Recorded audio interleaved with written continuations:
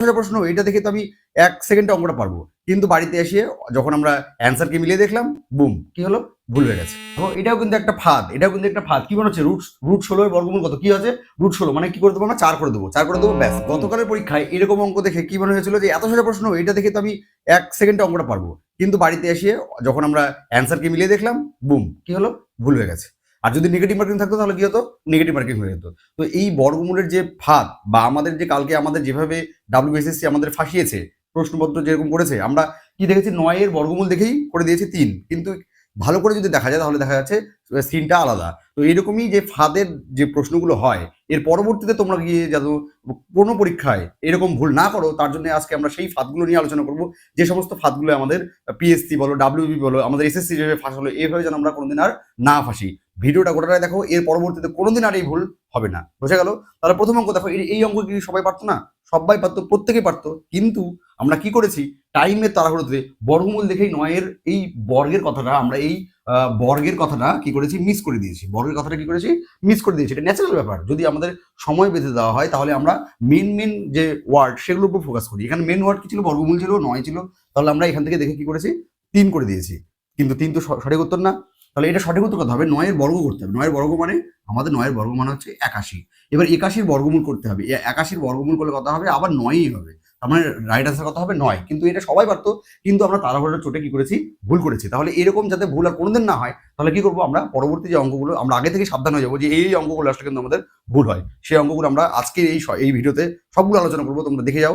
আর কোনোদিন এই সব ভুল তোমাদের কিন্তু কোনো পরীক্ষায় হবে না, বোঝা গেল? নেক্সট অঙ্ক দেখো, এটাও কিন্তু একটা ফাঁদ, কি মনে হচ্ছে, রুট 16 এর বর্গমূল কত, কি আছে, রুট 16 মানে কি করে দেবো, আমরা 4 করে দেবো, ব্যাস, বুম, গেল, আপনার অঙ্ক ভুল হয়ে গেল। বাড়িতে আসবে, তোমরা অ্যান্সার কি মেলাবে, আর অঙ্ক ভুল হয়ে যাবে। কি বলেছে এখানে, ভালো করে লক্ষ্য করো, রুট 16 এর বর্গমূল কত। তাহলে এটা কিন্তু আলাদা প্রশ্ন, এটা কিন্তু একটা ফাঁদ। এই প্রশ্ন কিন্তু তোমাদের পরবর্তীতে আসবে। রুট 16 মানে কত, রুট 16 মানে হচ্ছে আমাদের, রুট 16 মানে কি, রুট 16 মানে হচ্ছে আমাদের 4। তাহলে এখানে চেয়েছে প্রশ্ন আসলে রুট 16 বর্গমূল কত না, প্রশ্ন আসলে 4 এর বর্গমূল কত। 4 এর বর্গমূল কত, 4 এর বর্গমূল কত, 2। তাহলে অ্যান্সার কত হবে, 2। যারা এই 4 করে আসবে পরীক্ষায়, যারা 4 করে আসবে, তাদের কি হবে, আমাদের কি হবে, 2 নম্বর করে মাইনাস হবে। ঠিক আছে, এই পরীক্ষায় মাইনাস ছিল না, কিন্তু WBB তে যখন যাবে, PSC যে কোনো পরীক্ষায় যাবে, তখন তো মাইনাস হবে।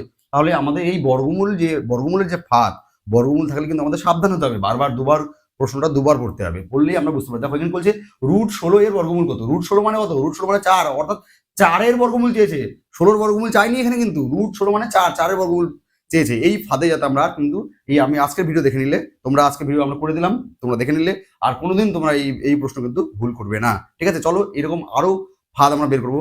ভিডিও কেমন লাগলো, যদি ভালো লাগে তো অবশ্যই আমাদের সাবস্ক্রাইব করবে, আর বন্ধুদের মধ্যে শেয়ার করে দেবে। ঠিক আছে, চলো ভাই, নেক্সট ফাঁদ আমরা দেখি, কি আর ফাঁদ করতে পারে আমাদের যে পরীক্ষার প্রশ্নপত্র যিনি সেট করেন, তিনি আর কি ফাঁদে আমাদের ফেলতে পারেন, সেটা আমরা এখন থেকে দেখে নেবো। ঠিক আছে, দেখো নেক্সট আর একটা ফাঁদের অঙ্ক দেখো, কি বলেছে, এটাও বেশ ভালো অঙ্ক, যে 10টি বিড়াল 10 মিনিটে 10টি ইঁদুর ধরে, তাহলে 100টি বিড়াল 100টি ইঁদুর মারতে বা 100টি ইঁদুর ধরতে, ঠিক আছে, কত সময় নেবে, এখানে সময় বের করতে বলেছে। ঠিক আছে, তাহলে এটাও কিন্তু একটা ধার, যে 100 করে দেবে, 100 মিনিট করে দেবে, শেষ, তার অঙ্ক ভুল। বাড়িতে আসবে, অ্যান্সার কি মিলাবে, ভুল হবে। আবার কি মনে হবে, ভুল মনে হবে, যে প্রশ্নটা মানে ভুল আছে, উত্তর মানে ভুল দিয়েছে, কোনো না, উত্তর ভুল দেয়নি, তোমার এখানে 100 উত্তর হবে না। কিন্তু কিভাবে করবো আমরা, এই অঙ্ক করবো M1D1 দিয়ে। দেখো আমাদের এই সূত্রটা দিয়ে, আমরা জোন দিনের যে সূত্র, সেটা দিয়ে ইউজ করবো। M1D1 বাই W1 সমান সমান M2D2 বাই W2। ঠিক আছে, এখানে M1 মানে কি, কতগুলো ইঁদুর, প্রথমে 10টা ইঁদুর, D1 মানে সময়, কত সময়, 10 মিনিটে, কতগুলো ইঁদুর ধরে, W মানে কাজ, কি কাজ করে, 10টা ইঁদুর ধরে, বেশ।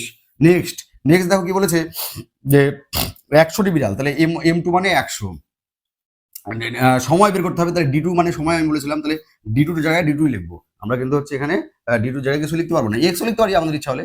এখানে W2 হবে, এই W2 জায়গায় আমরা কি লিখবো, W2 জায়গায় আমরা লিখবো যে কতগুলো ইঁদুর ধরে, 100টি ইঁদুর ধরে। ঠিক আছে, তাই কাজ মানে কটা ইঁদুর ধরা, তাহলে এই 100 ক্যান্সেল হয়ে গেল, এই 10 ক্যান্সেল হয়ে গেল, অর্থাৎ D2 মানে কত হবে আমার, 10 মিনিট, অর্থাৎ অ্যান্সার কত হবে, সঠিক উত্তর হবে কিন্তু 10 মিনিট। যে 100 মিনিট করবে তার কিন্তু অঙ্ক ভুল হয়ে গেল।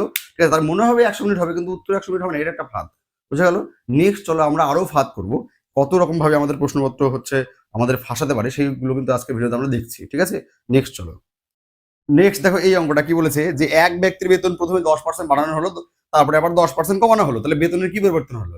এখানে অনেক, মানে বেশিরভাগ স্টুডেন্টরা কি করবে, যে 10% বাড়লো 10% কমলো, তাহলে আলটিমেটলি কি হবে, 0%, মানে কোনো রকম কোনো ইয়ে হবে না, বাড়বেও না কমবেও না, এই অপশনে কিন্তু সবাই টিক মেরে দেবে। কিন্তু যখনই বাড়িতে আসবে অ্যান্সার কি মিলাবে, বুম, আবার তোমরা ফেসে গেলে। ঠিক আছে, এখানে কিন্তু আমরা কি ইউজ করবো, আমরা দেখো এই সূত্র ইউজ করবো যে a/10 তার হোল স্কোয়ার। আর এরকম ক্ষেত্রে এই বাড়লো কমলো থাকলে একই পার্সেন্টেজ যদি বাড়ে কমে তাহলে অবশ্যই কি হবে, কমবে। কি হবে, অ্যান্সার কি হবে, অল টাইম কমবে। তাহলে এই এর জায়গায় আমার দেখো যত পার্সেন্ট বেড়েছে কমেছে একই পার্সেন্ট আছে, 10% বেড়েছে 10% কমেছে, তাহলে এর জায়গায় আমরা 10 বসাবো। কি হবে, উপরে বসবে 10, নিচেও বসবে 10, তার হোল স্কোয়ার করে দেবো। কমবে হবে অ্যান্সার। তাহলে 10 কেটে গেল, অর্থাৎ কত থাকলো 1, 1 স্কোয়ার মানে 1% কমবে। অ্যান্সার কত হবে, 1% কমবে। উত্তর কি হবে, 1% কমবে। যখন এরকম সেম পার্সেন্টেজ বাড়বে কিংবা সেম পার্সেন্টেজ কমবে তখন অ্যান্সার কিন্তু সবসময় কমবে দিয়ে হবে। ঠিক আছে, এর পরের অঙ্কটা আমরা লাভ ক্ষতি দিয়ে দেখবো যে কমবে মানে ক্ষতি হবে সবসময়। যদি লাভ ক্ষতির অঙ্ক থাকে তাহলে কি হবে, ক্ষতি, আর কমা বাড়ার অঙ্ক থাকলে কি হবে, কমবে। এটা একটা কিন্তু ফাঁদ। নেক্সট ফাঁদ চলো আমরা দেখি। দেখো নেক্সট কি অঙ্ক বলেছে যে দুটি দ্রব্য প্রতিটি 99 টাকায় বিক্রি করা হলো, একটিতে 10% লাভ এবং অন্যদিকে 10% ক্ষতি হলো, মোটের উপর কত শতাংশ লাভ বা ক্ষতি হলো। দেখো অপশন নিতেই আছে কোনো ক্ষতি বা লাভ নেই, ওখানেই মানি দেবে, বা 0% বা কোনো ক্ষতি বা লাভ নেই, ওখানেই সবাই অ্যান্সার করে দেবে, বাড়িতে আসবে ভুল হয়ে যাবে। ঠিক আছে, দেখো এখানে 99 সংখ্যাটা থেকে কিন্তু ভয় পেলে চলবে না, 99 সংখ্যাটা থেকে কিন্তু ভয় পেলে চলবে না। ঠিক আছে, যখন দুটো জিনিসের আমাদের বিক্রয় মূল্য সেম হবে আর যখন একই পার্সেন্টেজ ক্ষতি বা লাভ হবে তখন আবার কি বললাম আমি আগের অঙ্কতে আমরা বলেছি আমরা ফাঁসবো না, আমরা অবশ্যই লিখবো ক্ষতি। কি লিখবো, কি হবে, আলটিমেটলি কি হবে, আলটিমেটলি ক্ষতি হবে। আর কত পার্সেন্ট ক্ষতি হবে সেটা হবে এই a/10 দিয়ে, a/10 তার হোল স্কোয়ার, এটা দিয়ে হবে। এবার এখানে আমাদের কত আছে, এখানে আছে হচ্ছে আমার এখানে আবার এর মান 10 আছে, 10% বেড়েছে কমেছে, তাহলে আলটিমেটলি কি হবে, এটা কাটাকাটি করবো, কাটাকাটি করলে 1 হবে, তাহলে 1% কি হবে, 1% ক্ষতি হবে। এটা অ্যান্সার কত হবে, 1% ক্ষতি। এটাও একটা ট্রিক যে যদি বাড়ে কমে তাহলে অ্যান্সার কি হয়, অল টাইম কমে। আর যদি লাভ ক্ষতির মধ্যে থেকে দেয় যে একই পার্সেন্ট একটা লাভে বিক্রি করলাম, একই পার্সেন্ট একটা ক্ষতিতে বিক্রি করলাম, তাহলে অল টাইম ক্ষতি হয়। সূত্র কি, সূত্র একই, a/10 তার হোল স্কোয়ার। ঠিক আছে, তাহলে দেখো আমাদের যেমন তাহলে কালকের পরীক্ষাতে তোমরা কতজন ফাঁদে পা দিয়েছিলে, আমাকে কিন্তু একদম সত্যি সত্যি ভাবে কমেন্ট করে, স্যার হ্যাঁ আমরা ফাঁদে পা দিয়েছিলাম। মন খারাপ করার দরকার নেই, ফাঁদে অনেকেই পড়তে পারে। ঠিক আছে, যাতে ভবিষ্যতে আমাদের কোনো অসুবিধা না হয় তাহলে আমাদের হচ্ছে এই ভিডিওটা আজকে আমরা দেখলাম, এবার থেকে আমরা যখনই বর্গমূলের অঙ্ক দেবে, সোজা অঙ্ক যখনই মনে হবে তখনই ভাববে যে না কোনো ব্যাপার আছে। সোজা অঙ্ক যখনই দেখবে যে এত সোজা অঙ্ক তখন অঙ্কটা 3 বার পড়ো, 4 বার পড়ো, 10 বার পড়ো, যেন ভুল যেন না করো, এরকম সিলি মিস্টেক যেন না হয়। আর সৎভাবে সবাই কমেন্ট করবে, এই যে আমরা 5-6টা আজকে অঙ্ক দেখলাম, এই 5-6টা এই যে ফাঁসার যে অঙ্ক বা ফাঁদে ফেলার যে অঙ্ক, এর মধ্যে সৎভাবে কমেন্ট করবে যে স্যার এতগুলো অঙ্ক আমার 6টাই ঠিক হয়েছে, কেউ 5টা, কেউ 4টা, কেউ 3টে বা 2টো, যার যেরকম ঠিক হয়েছে সবাই আমাকে কমেন্ট করো যে স্যার আমার এই ফাঁদে ফেলার অঙ্কগুলোর মধ্যে আমি 6টার মধ্যে এতগুলো পারলাম। ঠিক আছে, তো দেখা হচ্ছে তোমাদের সাথে নেক্সট ভিডিওতে, ততক্ষণ ভালো থাকবে, শিখতে থাকবে, আর হ্যাঁ এরকম অঙ্কের ফাঁদে কিন্তু পা দেবে না। বোঝা গেল? নমস্কার।